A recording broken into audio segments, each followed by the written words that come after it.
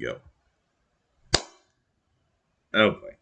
Welcome to another video on the podcast, everybody. And we're about probably a few weeks in. We still can't get our clap down. Anyways, so last video for the NBA, first of all, is very long. It took forever to edit.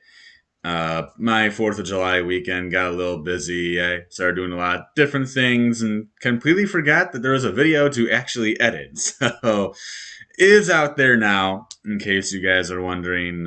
So you can go ahead and check it out. I hope you have an hour and a half of your time free to just watch an hour and a half long video. Otherwise, I wouldn't. I would try to break it up into groups. Anyways, this one should.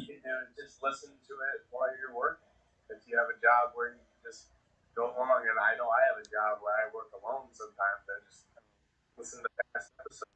So, you know, if you want a podcast, you want to watch, you want to see faces, you can do that.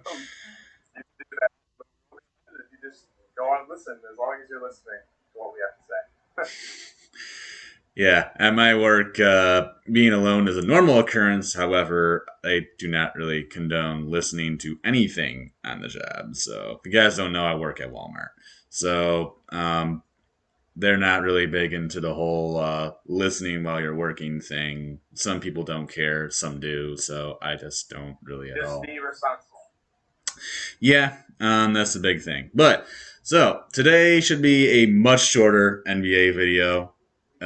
As of right now, I think there's only one view for the NBA episode, so I don't think anyone's seen it yet. But if you're watching this video and you have seen the previous one, this will be probably less than half of the length of the other one, because we don't have like 5 topics to talk over. So, well, let's get started. The only things we're going to be talking about currently, the NBA Finals are playing right now. Congratulations to the Phoenix Suns and Milwaukee Bucks on making it to the NBA Finals.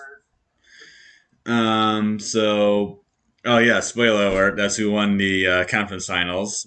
But right now, the Phoenix Suns are on top of the Bucks by 3, 52-49, closing in on halftime. If it changes by the time we get to the NBA Finals, I'll let you know what the score is then.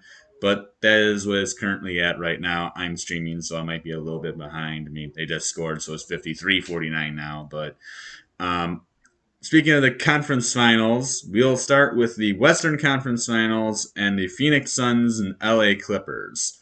Now, both me and Sam actually, I think, predicted the Suns in 6 games. Now, I know Sam said that it would be 2-2-2, and that's how it would have ended. Did not go exactly that way, but we both predicted the Suns in 6 games. Kind of what we expected.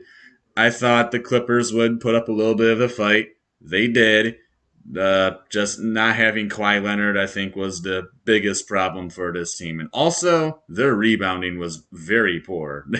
Their rebounding was all over the place. I saw so many times when they went to grab a board and it just went straight to Ayton or somebody else in the Suns. I mean, they never grabbed rebounds. But overall, I just thought the Suns had a little more firepower, and the loss of Kawhi Leonard finally caught up with the Clippers, and that's what I figured would happen, and it did. Good effort by the Clippers. They fought hard, but they just didn't have enough to knock off Phoenix. Yeah. They had the one thriller against the Clippers, game 2 in particular. Just had the inbound an alley oop to DeAndre Ayton, and came in for the game-winning dunk right there. About 0.7 seconds left. That was probably one of my favorite games. Probably some of the most poor defense I've ever seen from a team. Right. Don't guard the alley oop. It's not like the go-to play. A couple seconds left. When you're only down by 1, too. Anyway, something I learned from the series that the Clippers were outmatched down the post. You had the one big man for the Suns, Ayton, and the Clippers had no match for him. I learned that Zubac is a real crybaby about literally everything. He had a couple of against him. He was like, "Oh my gosh, look the replay!" And the one time he went to Tyronn Lue, he was like, "Look the replay!" I didn't call him, and then Tyronn Lue was just sitting there looking at him. He fouled him. It's just, I hate it. You know, we talked about last episode. NBA players, the stars, they cry, they get a lot of the calls, whatever. But not gonna go back there today. But Zubats is not a star. Zubats is not a star. He is not a star. He's not gonna get those calls, and the calls were clearly fouls anyway. Kawhi Leonard severely missed for the Clippers.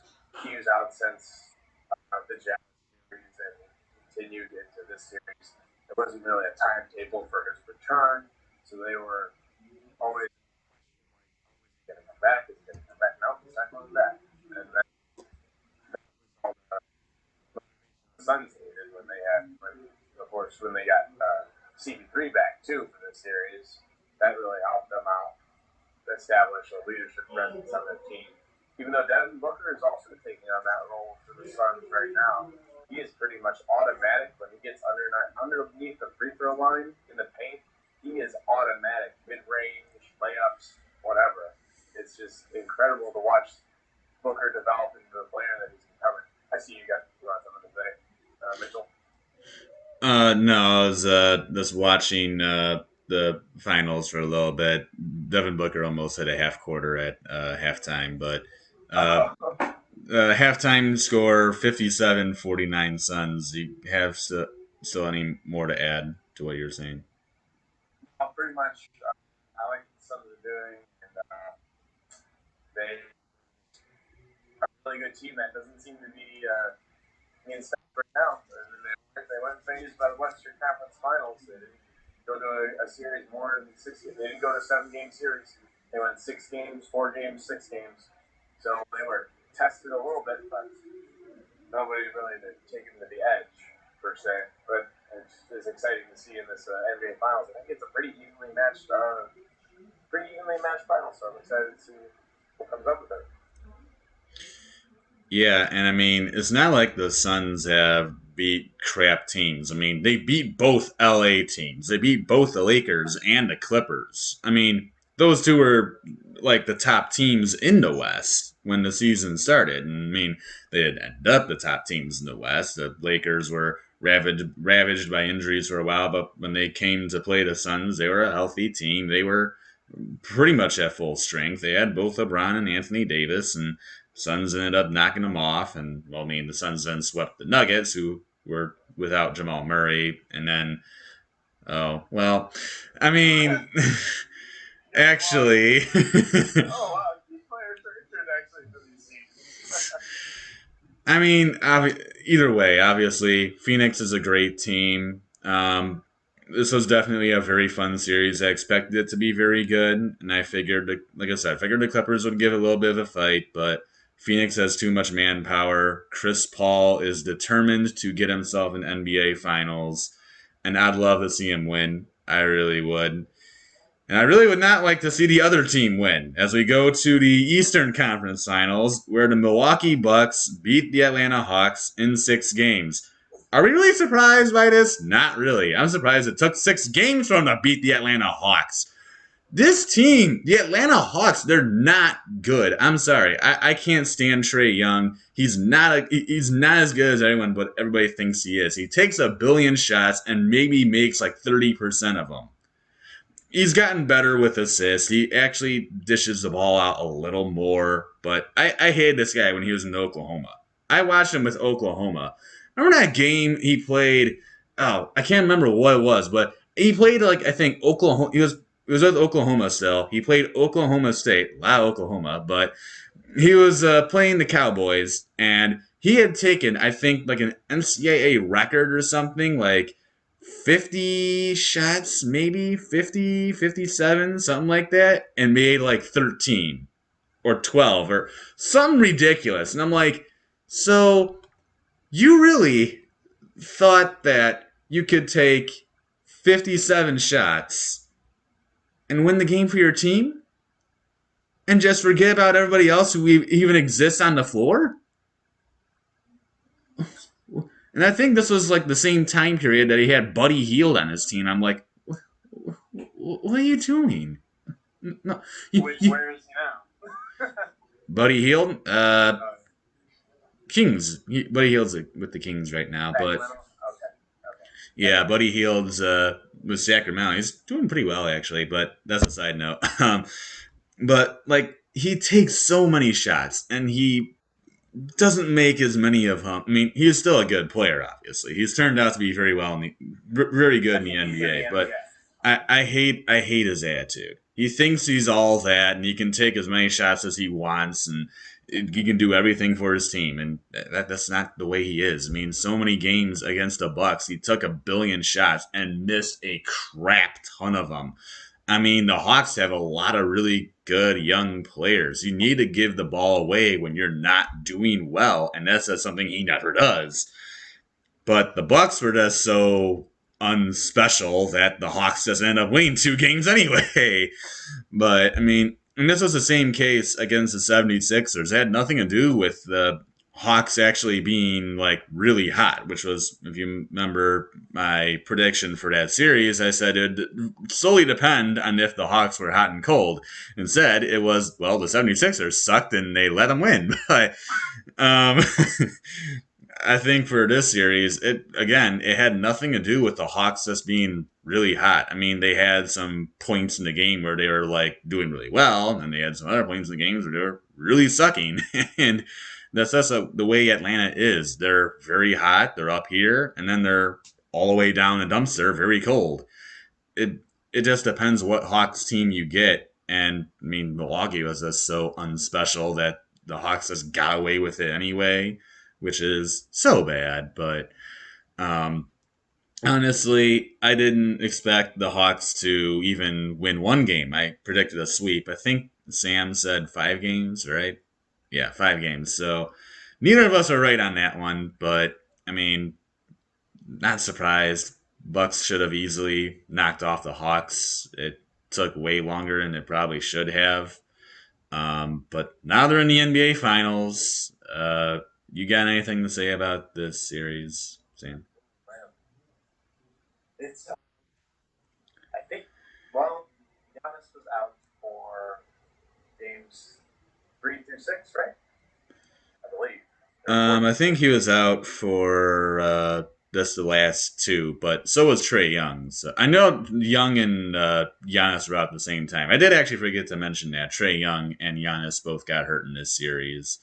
So obviously that killed the Hawks as well, but they weren't doing anything with them anyway. So Man that showed up for the series, Brooke Lopez. One of my favorite players. not He mine. has. I don't know if I mentioned this in that episode already, but he has that chest pass 3-point shot where he just goes like that and somehow it goes in. It is absolutely ridiculous. He's But, annoying. big man shooting 3. But the person I was thinking of earlier was Collins, John Collins. Oh, John. Oh, yeah. Okay. For the Hawks.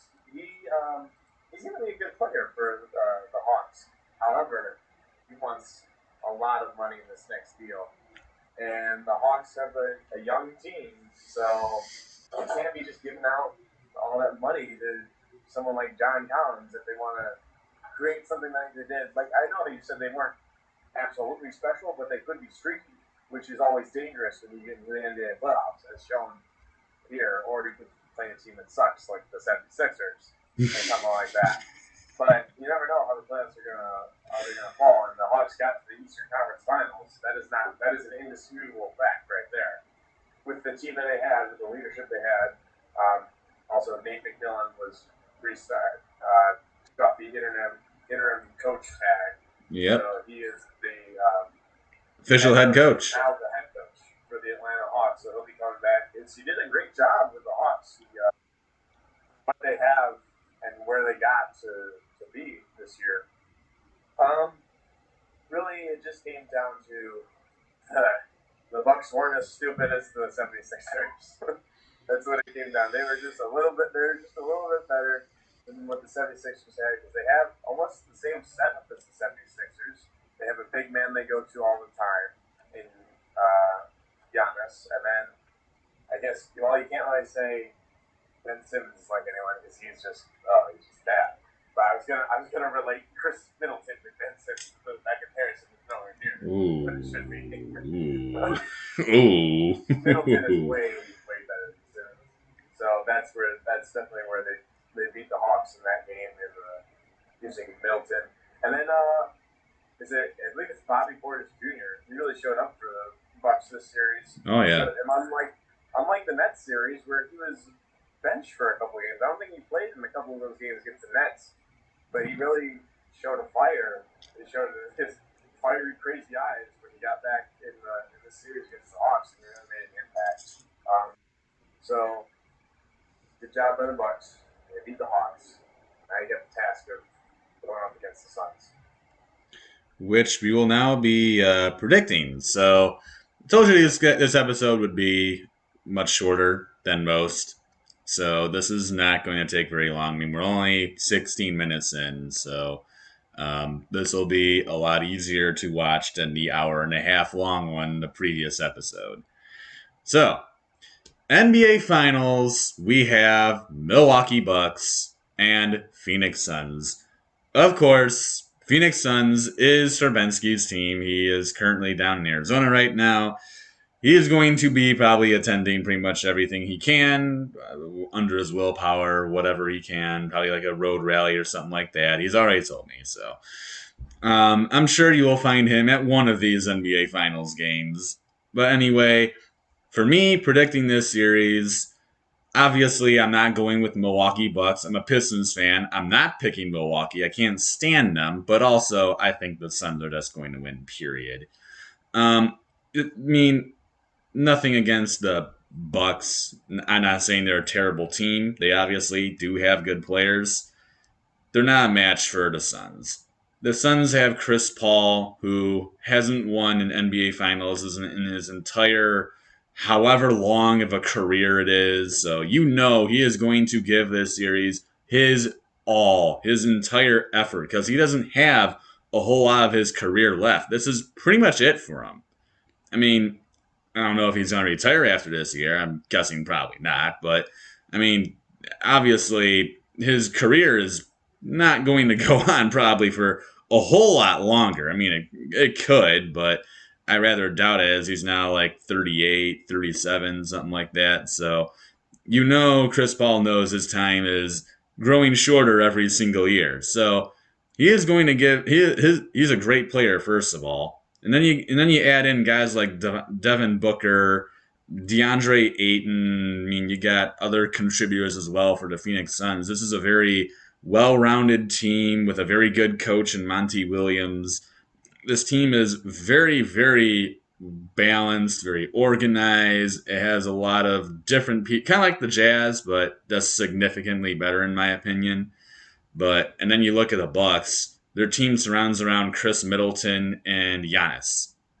And Giannis is hobbling around on one leg right now. And Chris Middleton is on and off on whether he wants to have a good day or not. So that doesn't bode well for Milwaukee. I mean, you look at the Bucks games. You look at the stat lines for Chris Middleton and Giannis. When the two are doing well, they win every game. When one of them is having a bad day, they lose. Most of the time. I mean, sometimes they'll maybe pull out a close one, but most of the time, when one of those two has a bad game, they really struggle. Or even Jrue Holiday. Jrue Holiday is another big contributor for this team, and most of the time when he struggles, they tend to lose. Like that game against the Brooklyn Nets, Game 7. Both Middleton and Holiday were terrible. And if it wasn't for a screw job of a refereeing crew, they probably would have lost that game. But we're not going to go into that again. We took an hour and a half to do it the last time. So my prediction for this series, as we look at Game 1, still at halftime, 57-49 Phoenix Suns. I'm going to take Phoenix in 6. I do think that the Bucks can win maybe 1 or 2, maybe the 2 games at home. But I think the Suns will get this job done, just like they have in the previous three series. I am confident in this Phoenix team. I think they have what it takes. They have definitely proved me wrong, as I believe I took the Lakers the very in round one. So they have definitely proved me wrong in that they are a very good team and they are very dangerous. But I'm taking them over the Bucks. Over to you, Sam. That is funny. I have the same prediction. I have picked Phoenix in 6 in every single series they have been in, and I will not stray from that now. Just keep riding that train. Exactly. I got to pick Phoenix in 6 again. It's just such an easy and obvious pick, I think, to make this time around because if you look, I'm looking at the stat line right now at halftime. Booker already has 16 points, 2 rebounds, and 4 assists. Giannis is playing all right. He's already almost got a double-double, 10 points, 9 rebounds. But I really think the firepower of the Suns is going to be too much. They have too many weapons to go to. I can't stress how important it is that Devin Booker is just automatic from the free throw line extended. And that is something, that is a go-to guy. I really think Middleton struggles in that essence when you need a go-to shot. You need someone to get open, a go-to shot. Middleton is almost like a 50-50. I think Booker is closer to 80 to 90% with those kinds of shots. I think he's able to make clutch shots. They're ready for this moment. CP3, down in jersey. He actually just turned 36 back in May. He just turned 36. So I think he's got a couple more years. A couple more good years left. He retires forever. I don't know if he just wants to win an NBA championship, get harder done, or chase after more. But Chris Paul is on a mission. The whole Suns organization is on a mission for their. I believe this would be their first NBA Finals ever. I mean, well, it would be the first NBA Finals because it was called the NBA Finals back in. Or it was first called the NBA Finals back in the 80s. The Bucks haven't won since 1971, I believe. So either way you slice it, the history will be made for the first time in 50 years when these two teams win it. But more significant Phoenix and the Suns for championship area for Chris. Everything riding in the Suns' favor. They got home court advantage and everything else too. I can't imagine straying away from what I've been on now with the Suns, going with the Suns in 6. And I think it's gonna just stay that way, and they'll be raising the trophy at the what day is that? July 20th. They'll be raising the trophy in Milwaukee. But yeah, to your point, the Phoenix Suns actually have never won an NBA championship before. So if they were to pull this off, this would be the first ever NBA championship for the Phoenix Suns. But you heard it from us first. You heard it from us, Urbensky. You heard it from us first. Phoenix is winning the championship. Yes, they are. Yes, they are. And they better, because I do not want to see Milwaukee raising that trophy. They don't deserve it. So that'll be it for us for this episode. I hope you enjoyed it. Most Bucks fans probably didn't, but I doubt Buck fans are watching this game or podcast, not game. Well, I'm sure they're watching the game, but they're not watching our podcast. So that'll be it for us. Much shorter video, as I said. This will only be about 25 minutes long, actually. I mean, it's just hit 24, but by the time I'm done talking, it'll probably be 25. So that'll be it for us. We'll be putting out probably a couple more videos next week. I don't really have a whole lot of time to work on videos this week, but I don't think this will take long to edit. I should have it done by tomorrow. But then me and Sam will be on a church conference, so we will be we won't be doing much for the next 4 days after tomorrow. So we'll be inactive until next week. But that'll be it for us for this one. We'll see you next time. Adios, everybody.